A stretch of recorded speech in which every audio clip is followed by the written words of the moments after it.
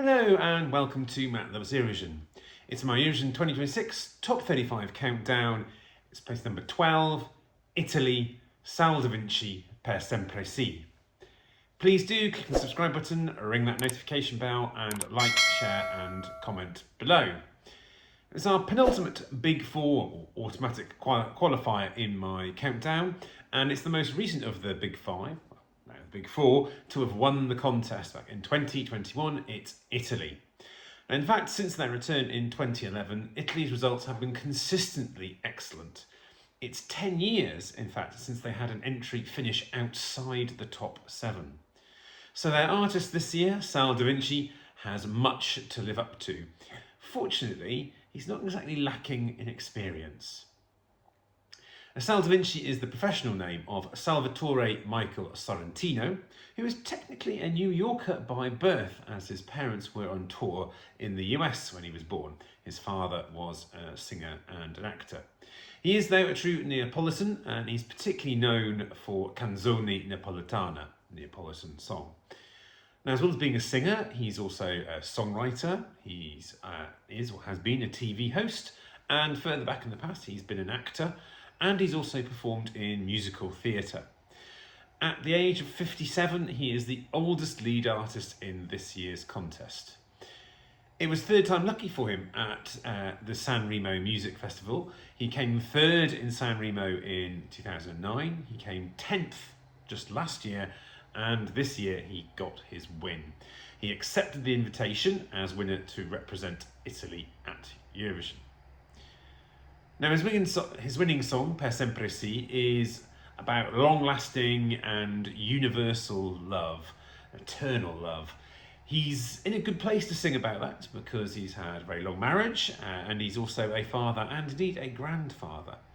It's sung, of course, in Italian, but it's also got lyrics in Neapolitan, and that's the first time we've had Neapolitan at the contest since 1991. It's a full-on disco song, and I would say it's not dated. I wouldn't even call it retro or even nostalgic. It's just timeless and classic.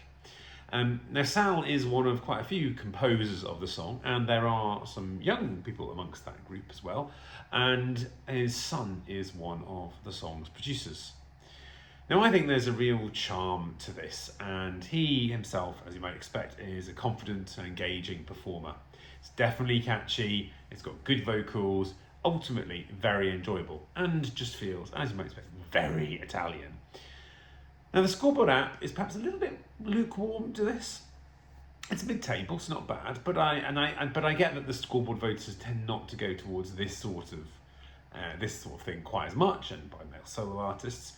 In the OGA fan poll, which is being the results are being released at the moment, it's doing pretty well as so far in the countries that have released their scores so far, sitting in the top 10.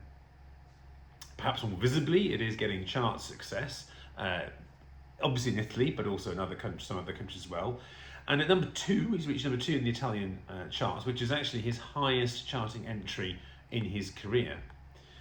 On a purely personal, observational level, I can certainly tell you that this went down extremely well at the London Eurovision party, and I see no reason why this wouldn't also be very well received by the crowd in Vienna. But of course, it's not the live crowd that really matters when it comes to votes at Eurovision. They create the atmosphere, but they don't bring the votes in. But Italy has, as I said, an excellent record at the contest in recent times, and it often overperforms perhaps the expectations or the rankings of some of the fans or the fan sites you might get in advance. If you were looking purely at the scoreboard app, you would be surprised maybe if this got a really high result. But a high result is exactly what I think that this will get. Now, it's not a winner feel, though. It is in the top 10 to win in the betting odds, but Italy generally is in the top 10 to win in the betting odds. But more likely is the chances of yet another top 10 finish, I think. And in this, the betting odds are aligned with that likelihood. I think juries will appreciate the vocal, the experienced performance, the production, the sentiment of the song, and I think the public vote will also almost certainly give this a reward. Italy often does well in the public vote. All in all, another good result is very likely incoming, and I would say well deserved. But do let me know what you think in the comments as always, and join me as we almost reach the top 10 in my countdown.